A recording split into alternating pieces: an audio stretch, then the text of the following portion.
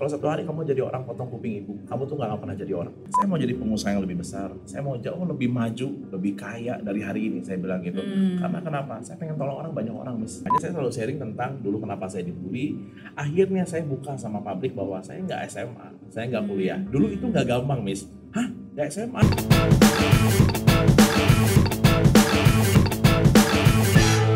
Tunggu dulu, sebelum nonton video lengkapnya jangan lupa untuk subscribe ya dan klik link di bawah ini.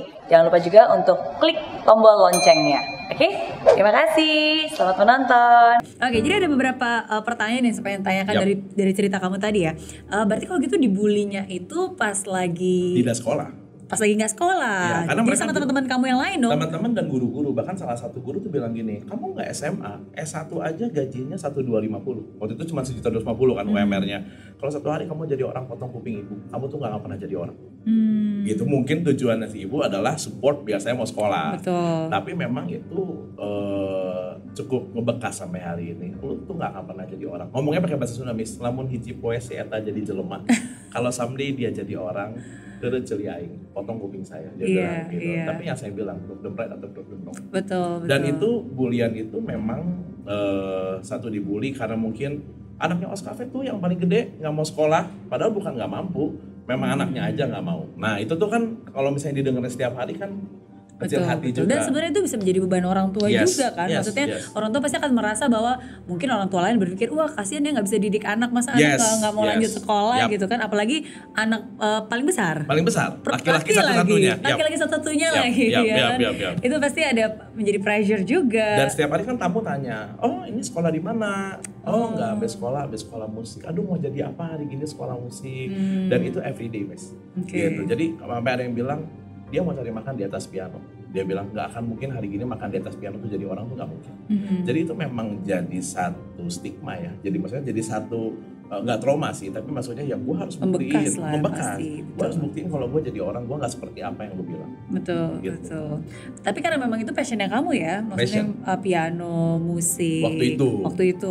Oke. Tapi ada satu kalimat yang saya suka banget, kamu bilang bahwa lebih baik saya nggak kuliah, tapi saya tahu tujuan hidup saya, daripada saya kuliah tapi sebenarnya saya juga nggak tahu mau ngapain, cuma sekedar ikut-ikutan doang. Apa yang membuat kamu berpikiran seperti itu dan kenapa? Di salah satu buku ada tulisan gini, dari 100% anak muda cuma 20% yang punya impian, 80%-nya itu mereka hanya ngeflow, ngikutin jalur. Anak muda tuh harus punya goal di depan. Anak muda itu harus punya passion, harus punya dream. Karena kalau waktu kita punya dream itu kan seperti ibarat tujuan kita mau kemana gitu, Miss. Jadi seringkali saya cuma berpikir gini, bahwa banyak anak-anak muda itu ngeflow. Apalagi kalau yang orang tuanya punya uang, santai banget gitu, Miss. Gitu. Nah makanya saya cuma berpikir bahwa gini, kalau lu mau jadi orang, itu tergantung dari cuman 2 poin, buku apa yang kamu baca dan dengan siapa kamu bergaul. Gitu. Seringkali anak-anak sekarang kan YOLO. You only live once. You only live once. Yes. Tapi mereka gak bisa bedain antara menikmati masa muda sama ngancurin masa depan. Gitu kan. Nah, dan di depannya tuh gak ada goal. Gitu. Nah, saya percaya banget sih dengan yang namanya YOLO. Ya memang you only live once gitu. Tapi kadang-kadang ada 2 arti yang berbeda. You only live once, makanya udah enjoy aja sekarang gitu kan. Tanpa mikirin. Betul. Or the other way around, sebenarnya you only live once. Ya justru karena kamu itu cuma hidup sekali loh gitu. Jadi you only have, this is the moment gitu untuk to make it right kan, untuk bisa berdampak, untuk bisa melakukan sesuatu yang nggak kamu sesali nantinya. Nah makanya bagi saya goal di depan tuh penting. Saya mau jadi pengusaha yang lebih besar, saya mau jauh lebih maju, lebih kaya dari hari ini, saya bilang gitu. Karena kenapa? Saya pengen tolong orang, banyak orang, Miss. Saya pengen sekolahin banyak anak gitu. Saya pengen betul-betul lewat kehidupan saya bisa support anak-anak muda untuk ketemu sama passionnya.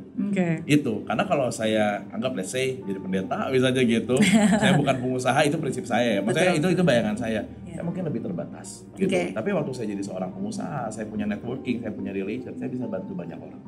Nah makanya setiap orang punya caranya masing-masing. Punya caranya masing-masing. Meskipun saya nggak bilang pasti benar, enggak.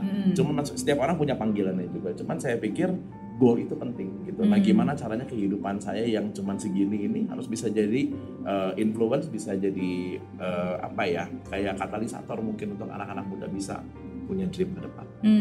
Oke.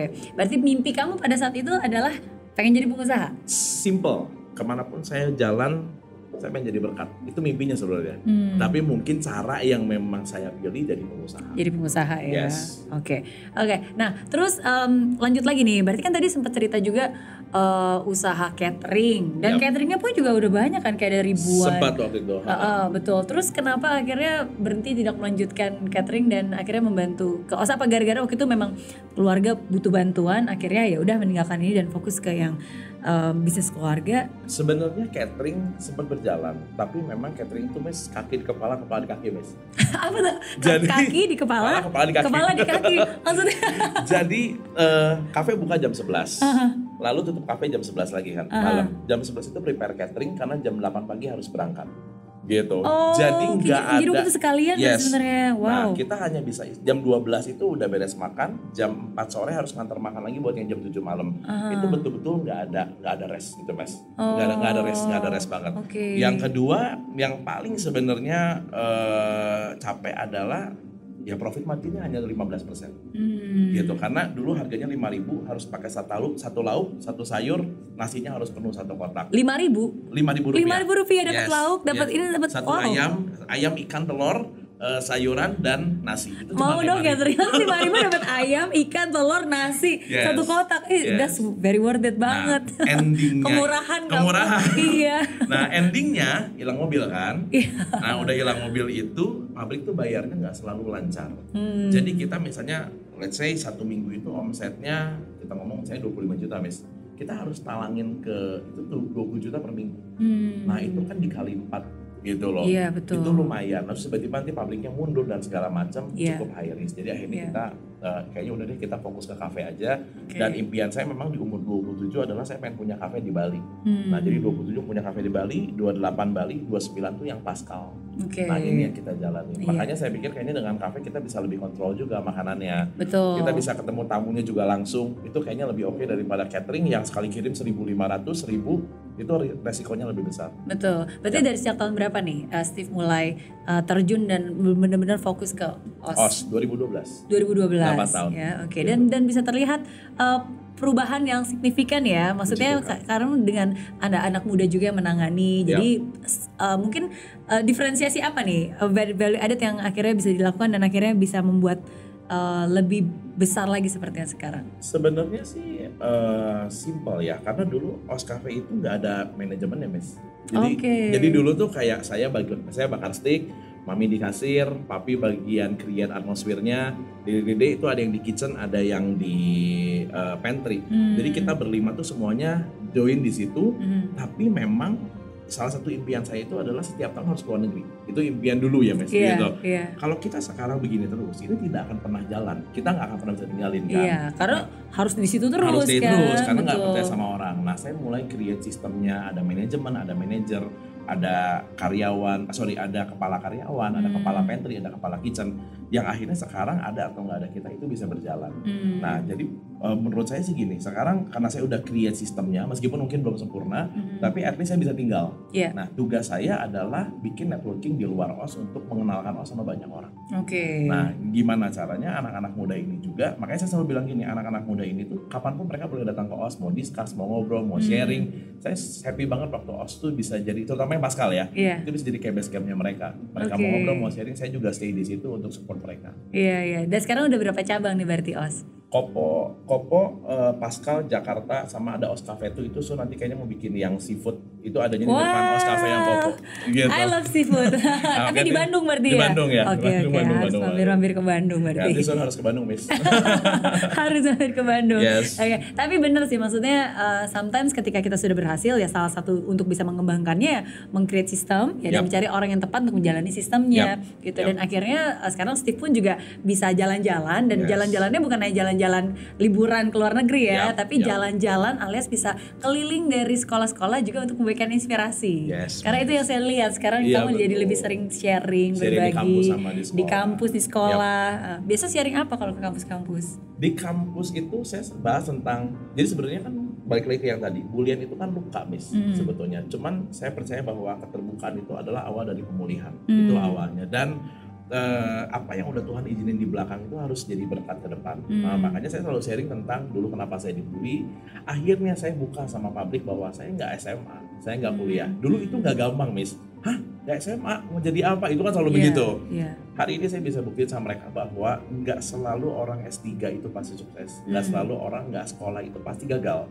Nah, saya sharing sama mereka. Tapi saya ajarin 4 pilar yang tadi saya sharing itu. Kalian harus punya dream, harus punya goal. Siapa kita 5-10 tahun dari hari ini itu tergantung decision mereka hari ini. Tergantung dengan siapa bergaul. Kalau lu nggak suka baca buku, masih ada YouTube, masih ada podcast, banyak. At least mau belajar. Yang kedua, saya sharing tentang attitude sama aptitude. Baik aja nggak cukup, Miss. Mereka butuh knowledge. Tapi mereka pintar aja nggak cukup. Orang lain S3 mungkin some people S10 plus mungkin ya. Sekarang udah mau keluar S20. Iya, S20. Gimana ngejarnya? Tapi seringkali mereka nggak jujur, mereka nggak punya integrity, mereka nggak punya inisiatif. Jadi saya bilang attitude tuh kayak 2 mata koin yang nggak bisa dipisahin. Yang ketiga itu relation. Sometimes business is not only about the product, tapi kita harus bangun relation sama banyak orang. Kita harus kenalin sama banyak orang. Karena saya percaya dengan makin luasnya relation, ya apa yang kita jual, apalagi kalau kualitasnya udah oke, itu kita bisa undang banyak orang. Saya bersyukur banget saya punya restoran, karena kenapa? Saya bisa undang siapapun. Saya bisa kirim makanan buat siapapun. Karena itu true happiness. Salah satunya Miss Mary kan. Betul, aku jadi happy loh. Karena emang makannya enak. Karena honestly speaking, kayak saya bukan pemakan daging sebenarnya. Dan saya tuh sebenarnya nggak makan kayak daging sapi, kambing, babi. Pokoknya yang meaty itu enggak. Bahkan kayak babi aja segala macam juga enggak. Karena saya nggak terlalu suka meaty taste-nya. Tapi waktu itu pas lagi ke Bandung, ke Bali ya kan. Terus ada pork belly. Nah jadi pertama kali aku nyoba tuh pork belly-nya, karena aku tuh jarang banget mau makan kayak gitu-gitu. Tapi pork belly enak banget dan gurih banget dan crispy gitu. Jadi iklan sekarang. Harusnya tadi dibawain pork belly.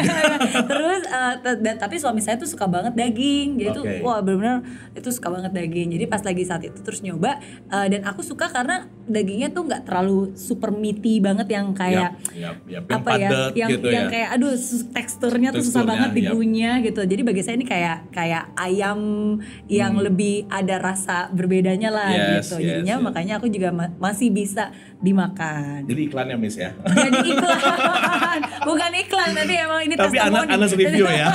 Anak review. Iya gitu.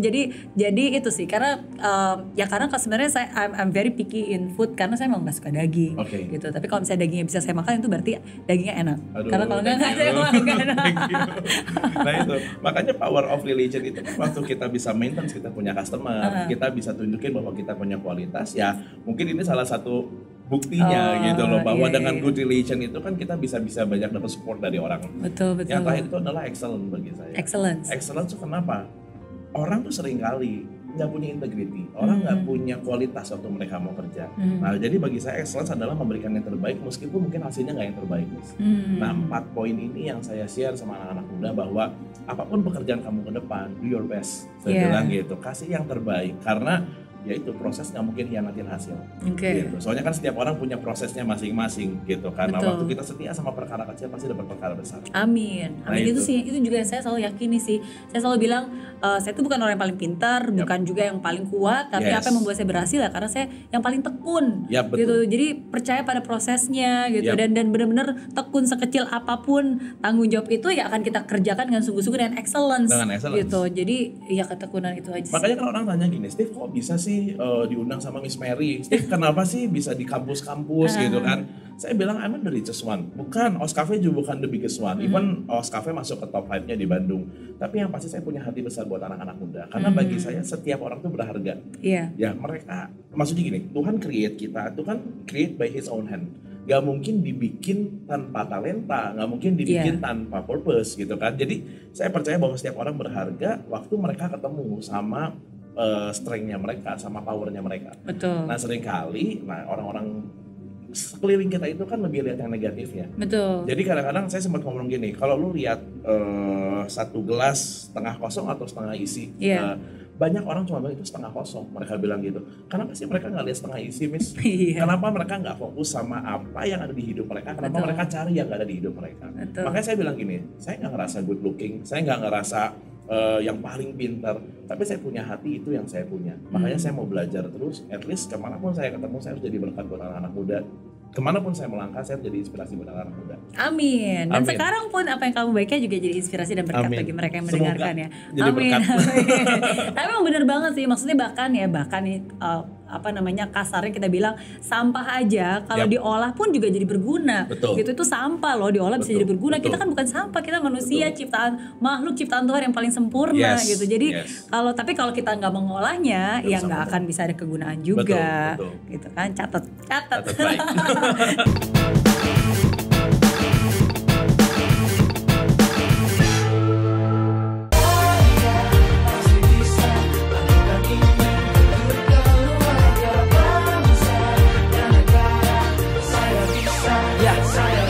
Laksana bumi tanpa hujan, hidup tanpa tujuan, kering dan mati tanpa hijaunya tumbuhan.